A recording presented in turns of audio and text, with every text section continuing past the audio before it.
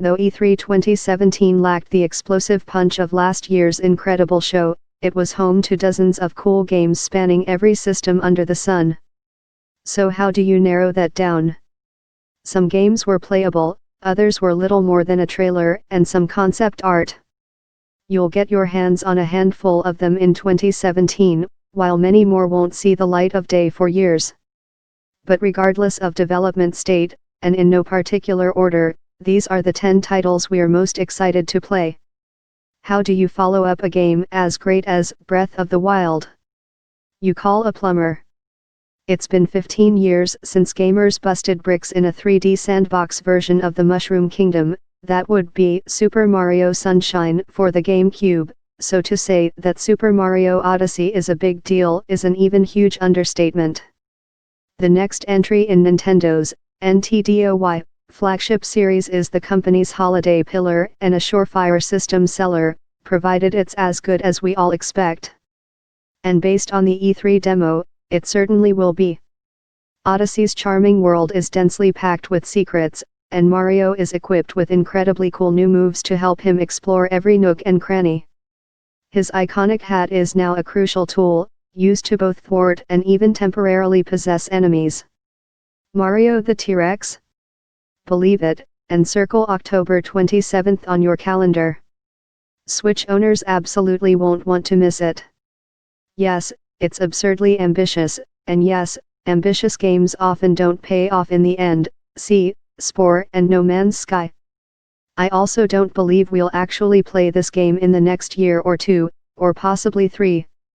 But E3 is about the future, innovation and risk-taking. Beyond Good and Evil 2 hits all the right notes and provided the most thrilling chatter of the show. How do you improve upon one of the best open-world games ever made? You make it bigger, naturally. But to simply say that Shadow of War is bigger than the 2014 hit Shadow of Mordor is like saying that a Balrog is bigger than a Labrador. The web-slinger's been a little hit or Mississippi as a video game. Fans point to the seminal Spider-Man 2 as a high point, but a wealth of decent if forgettable action romps have left them longing for a game that gets its sticky star right. Sony, SNE, and developer Insomniac's take on Spider-Man might do just that. It's already being compared to the tremendous Batman Arkham games thanks to a similar combat system, but it's also gorgeous, cinematic, and seems to nail the thing we all really want to do as the webhead, swing freely through the streets of Manhattan. It's also treating the comic lore with love by including new Spidey Miles Morales in the amazing trailer. E3 2017 wasn't a great show for VR, but tucked away in a corner was the sort of experience that got us all raving about the pricey tech in the first place. Created by well-known developer Ready at Dawn, Echo Arena is the closest you'll get to the low-gravity training scenes from the sci-fi classic Ender's Game. 2 teams of 5 float around an arena, launching off walls as they try to toss a ball into a goal. It's a smart solution to VR's locomotion issues, and thanks to Oculus Touch and voice support, it feels like you're really sharing a space together. It was a pirate's life for just about everybody who met with Microsoft, MSFT, at E3 courtesy the swashbuckling silliness of Sea of Thieves. Turning up to 4 players into a gang of marauding buccaneers, it's a surprisingly complicated game about ship sailing, treasure hunting and, most likely, lots of dying. But Ace developer Rare's gift for colorful characters and playful features is on full display here, making Sea of Thieves one of the most likable games at the show. The fan favorite from 2015 strikes back later this year, and based on what we saw from Star Wars Battlefront II at E3, it's aiming to fix up the ship.